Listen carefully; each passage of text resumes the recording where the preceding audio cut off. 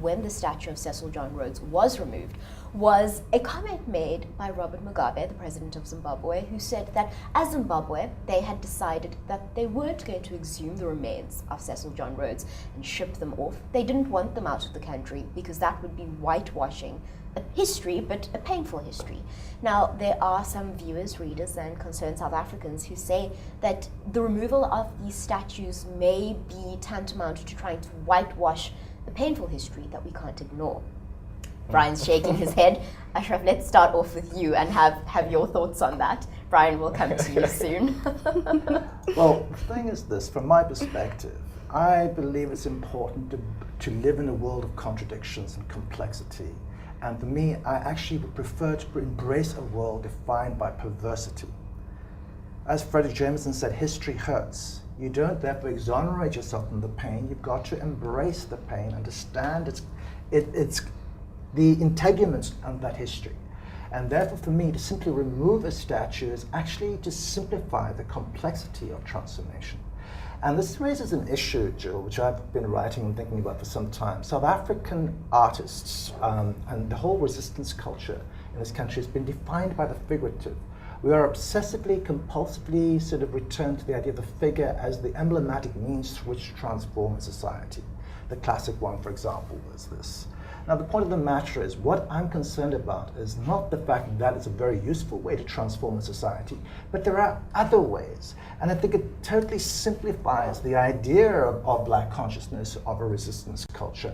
And to get back to Brian's point, for me, it is, and to your point about the importance of spirituality, the key thing we should remember, of course, that UCT stands on ground bequeathed by Cecil John Rhodes. In fact, the entire psychogeography of the space is deeply mired in the legacy of empire. It's culturally chauvinistic, and the subtle complexities of that problem need to be addressed. These are far more important, and I'm only concerned that the trendiness of the idea of the brouhaha of removing a statue will deflect from one fundamental concern: how to create a more human, more engaging, more humane educational system, one that actually explores what John Howard Griffin in his book Black Like Me in the 1970s said, examining racism in America. He said what he notices as the key four barriers are prejudice, authority, distance, and denial. Now, prejudice, authority, distance, and denial are the epitome of autocratic systems, in this case a university or tertiary structure.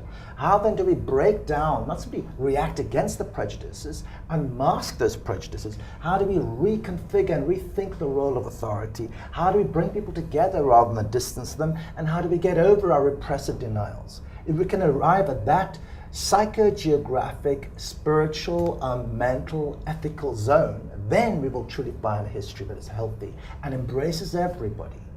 Now, Brian, what about the South Africans? And there are these South Africans who say, we can arrive at this point, we can arrive there, but it doesn't involve the removal of history.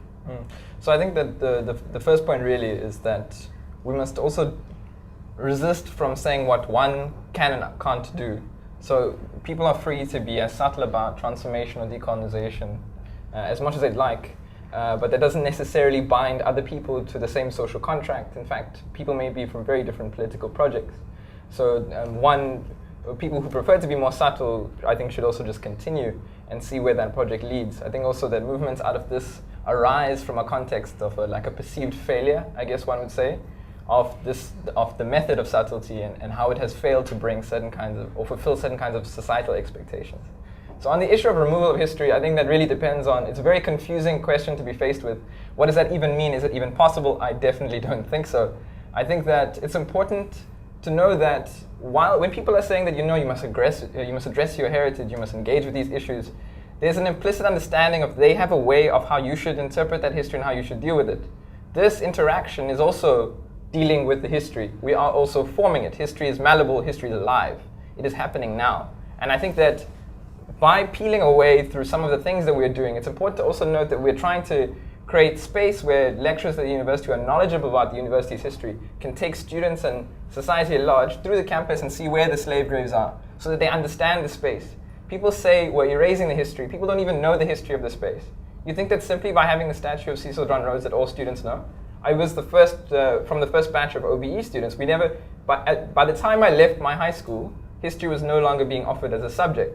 So a lot of the voices who are very vocal about what should happen with history don't seem to be present when we're talking about what's happening in our textbooks and why are students not aware of their context. So this is a time and a space where we are using this kind of energy, this populist energy, you could say, to try and conscientize people about this space. There's also, these issues are not new. They've been picked up by generations of students across the globe. There's a reason why there are no memorials at the slave sites at UCT. These things are not just coincidences of history. And so I think by consequence, different strategies will have different groups will have different strategies about how we can try and create the kind of institution that we want. But I don't think it's for one to say or the other who should be subtle and who should be aggressive. Ashraf, I think it's also important to note at this point that this isn't a specific issue to the University of Cape Town and certainly not to monuments to Cecil John Rhodes. This is a conversation that we need to be having as a country about our identity and how we want to see ourselves. No, absolutely.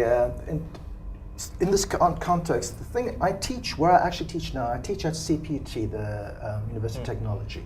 It's an entirely different culture. I've taught at UCT and at Rhodes and at Stellenbosch, at 6 different institutions across the country. I have a fairly good idea of how they operate, particularly in the humanities programs. So, and there are clear distinctions. And for me, the key issue is how to create a much more embracing and inclusive system.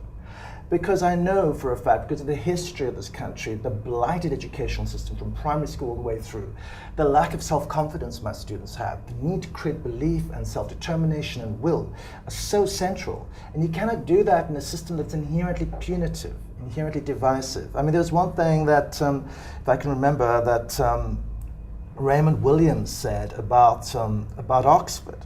You know, he said it was a space that for him was so punitive, so exclusive, and so isolationist that he felt uncomfortable in that space. And here's a major sociologist, an international superstar in the realm of academia, who actually spearheaded a major new form of cultural critique. This is what you call the subtle dimension. It's the combination of the kind of the quick fix of a reactive culture merging with subtle, engaged sort of thinking and process changing, which will make the difference. We need both. I believe that we've got a long way, and it'll take many generations before we even begin to overhaul the tertiary structure. But what we have to do is start with a will, a goodwill that we can do that. And I think Brian is right in terms of also my own instinctive feeling about institutions like Rhodes, where I've taught, or like UCT, is that there is a certain prohibitive dimension, an inhibitive dimension in the entire pedagogic ethos that makes it inherently exclusive. And that is something that needs to be broken in order for students who do not come from privileged backgrounds to be able to feel comfortable, and that irrespective of their comparative deficiencies in terms of the history of education, can begin to get the education that will give them the capacity for self-determination which they will need to succeed in this world.